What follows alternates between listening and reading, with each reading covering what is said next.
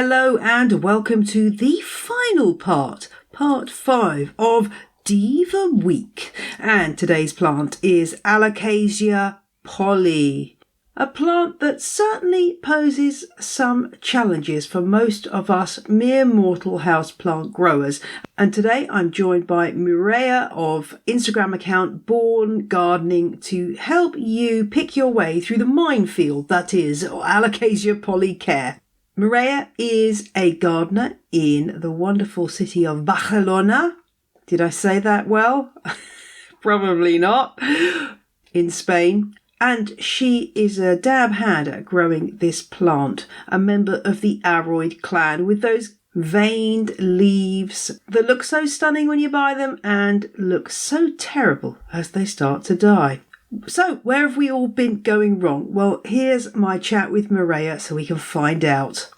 Mireia, we are here to talk about Alocasia Polly, which I think might be up there as the number one plant that people find a bit tricky to grow. It's a beautiful, beautiful plant, though, and I can understand why everyone is so captivated by it.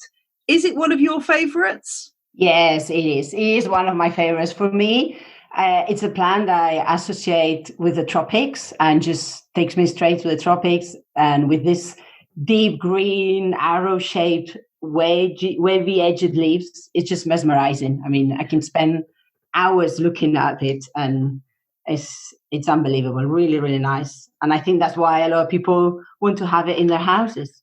Yeah, and it does seem that it's very widely available now. I think it must have been, being mass produced. And so everyone can get their hands on this plant now, but not everyone can keep it happy.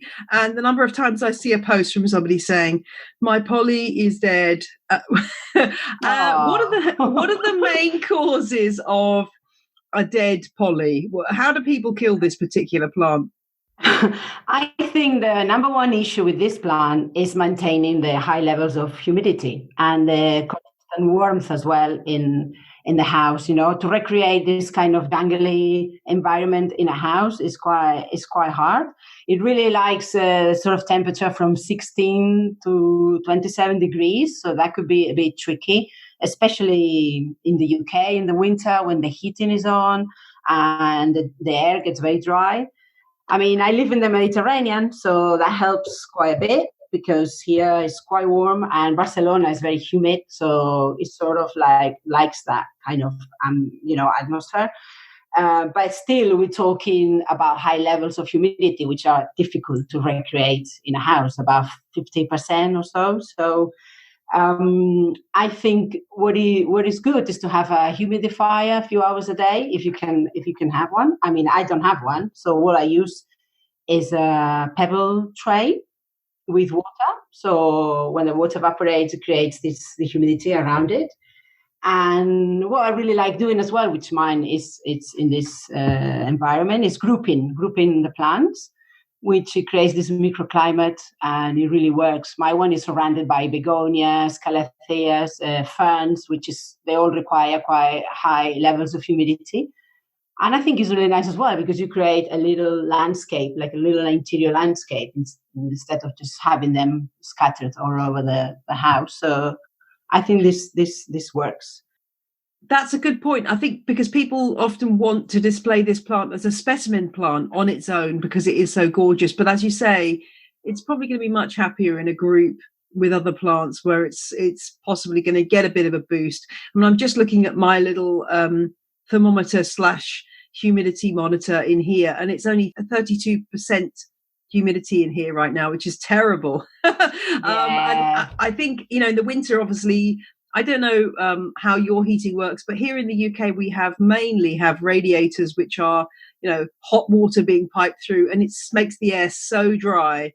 And in the States, they have that air vent, which is even worse. So there is a real issue with that. And as you say, a humidifier can really, really help. I think that would be excellent. It's the trick, the humidifier. If you have the heating on, here I live in a very quite small, quite all flat, and you don't really need the heating on in winter. So we're quite lucky with that. Say that your Polly was getting too little humidity. How would you know? What signs does it give off that it's really unhappy? Is it sort of crispy edges to the leaves? Yeah, it produces these brown tips, and sometimes we see yellow halos as well on the leaves. Then when we start seeing that, that's what it means really. And sometimes what happens as well, then you think, oh my God, it's like needs more water. So we get that confusion between humidity and water, which sometimes is really difficult to handle. And we start overwatering. And then what happens is it leads to root rot. And then we've got a problem there as well. Does it die back? I mean, can it die back and go into dormancy in winter and lose leaves and then come back in the spring? Yeah, that's what it does, actually. Below 12 degrees, it goes into dormancy. So, you need to keep it in a warm place. But don't worry, if you see that it's not growing, no leaves are coming out, it means just it's having a bit of a rest during winter period. And then in spring, we'll come back to life. So it'll be bright again, and you can start again with more watering. So in the winter, you have to water much less, obviously. Yeah. And do you find with this plant that it oftentimes it needs repotting when you buy it because it's been potted into something that's possibly not suitable in terms of the potting mix that's been? Yeah, I think what I do with mine, I like to try to recreate as much as I can this sort of like, I call it jungle mix soil, which I try to create my own with potting soil, potting orchid bark, if it's possible, the fine one, and then perlite. And then I think what really works as well is putting a bit of finely chopped sphagnum moss in the mix. Because it keeps the soil damp, which is what this plant likes as well. It doesn't like soggy soil, but it likes it damp. So sphagnum moss is great at doing that. So I think it's good if you can get hold of some of sphagnum moss, or if someone can, then mixing it with the regular soil and mixing it. Yeah, because sometimes the soil that comes in when you buy it is not. It just, you water it and all the nutrients go, and you need to change it a bit. Yeah. And with light for this particular plant, what's the regime there? We don't want it, alongside the cacti and succulents, possibly.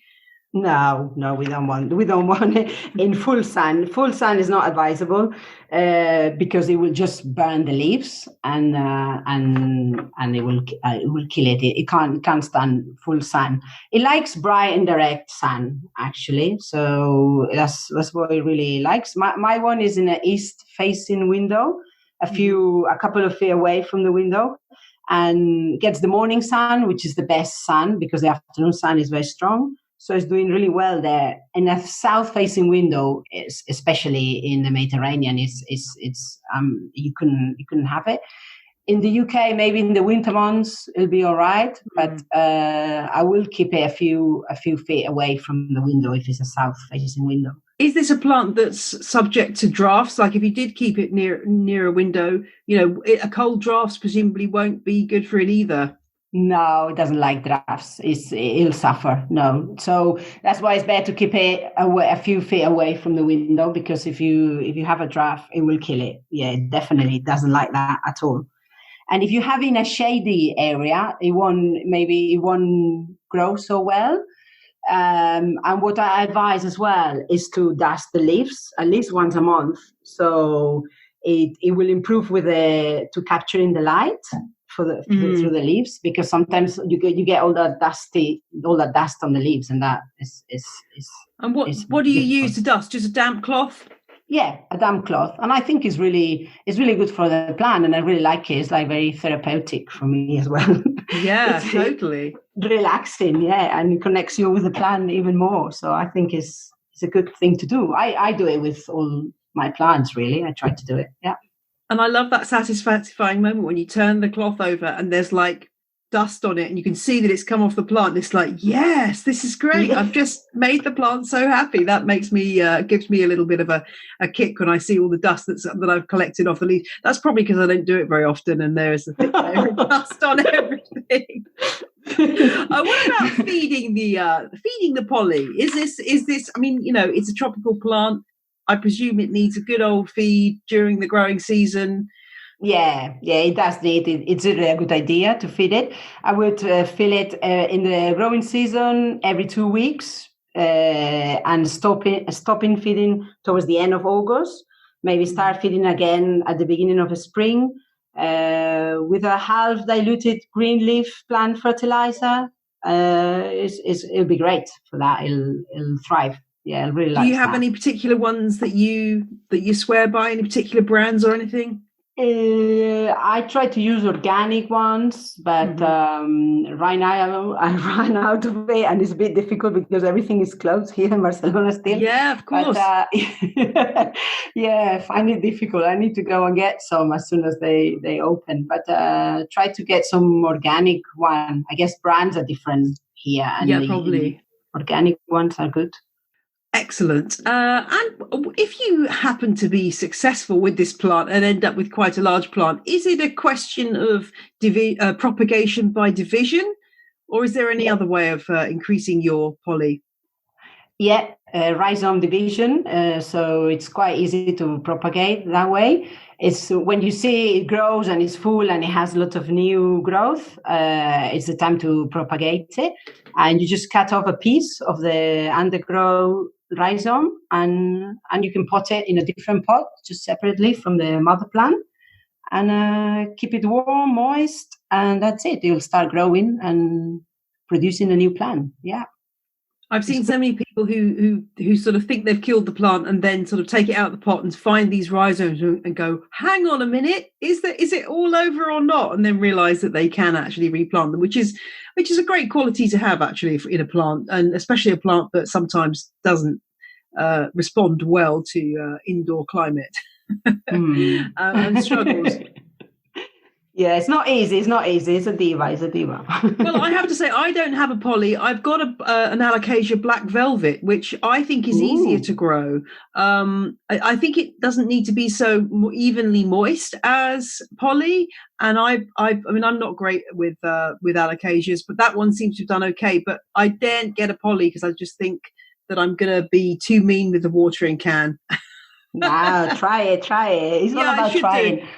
Yeah, I should give it a go. I'm just a little bit nervous of introducing yet another high demand plant into my life. But yeah, I have got a nice little setup of aroids now, so maybe it can add to that grouping. Yeah. Is there anything else we should mention before I let you go, Maria?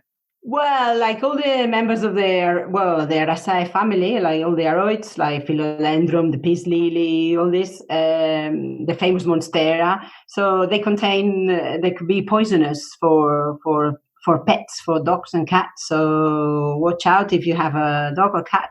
You need to be aware of that, because if it eats it, it can produce nausea or vomiting. So it could be a problem.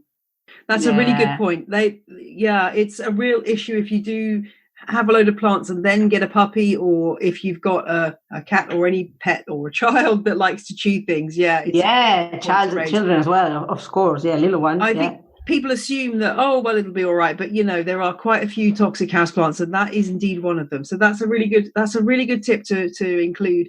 And I think it's one of those plants that is always going to captivate people because it's just so beautiful. But hopefully, with your help, we can keep these plants looking a bit nicer. I mean, it would be very happy in my house today because it's very hot here at the moment. It's in this room I'm in. It's 29 degrees centigrade right now. Wow. So, it would be very happy apart from the lack of humidity. But you've got Barcelona temperature there. I know. I don't know what's going on with the UK right now. Catching up with us. Yeah, I know. Well, hopefully we'll all be moving out of this lockdown situation together, back to normal. You can go and get yourself some plant food. But thanks very much for joining me, Maria, and let's hope that our pollies are on top form. Yeah, thank you for having me. It's been a pleasure. Thank you very much.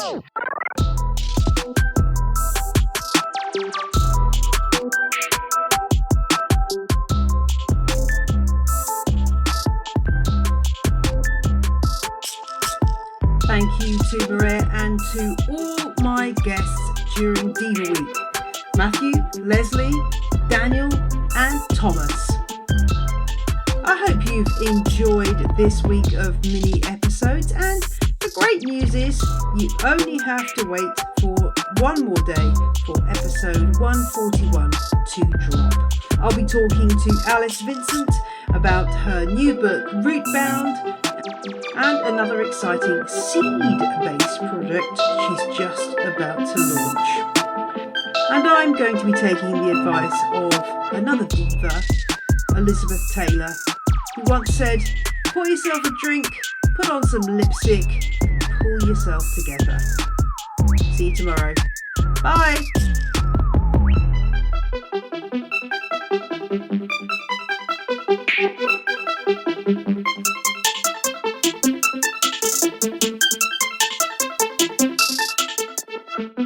The music you heard in this episode was Roll Jordan Roll by the Joy Trops and Whistle by Benjamin Banger, both licensed under Creative Commons. See janepro.com for details.